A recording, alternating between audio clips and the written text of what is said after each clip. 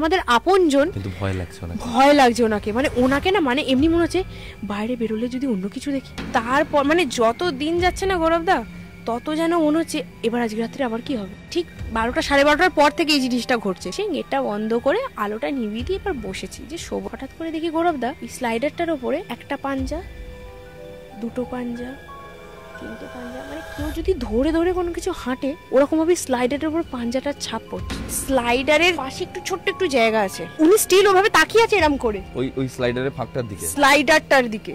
উনি বুঝতে পারছেন যে কেউ দেখছে। ওখান দিয়ে আমি দেখছি, ওখান দিয়ে দেখছি না, সেই সময় আমার আবার বাথরুমও পাচ্ছে। এবার আমি বলছি মা বাথরুম যাবো।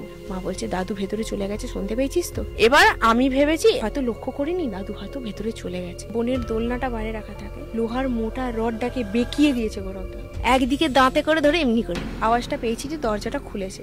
বাথরুমে যাওয়ার পর গৌরবদা বাথরুম থেকে বেরোনোর আর আমি আওয়াজ পাচ্ছি না। গৌরবদা বেরিয়েছি বাইরে, বাথরুমে না দরজাটা বন্ধ। তুমি খালি দরজাটা খুলেছি, পায়খানার প্যানের ওপর পড়ে রয়েছে এরম ভাবে, আমার দিকে এমনি করে দেখছে।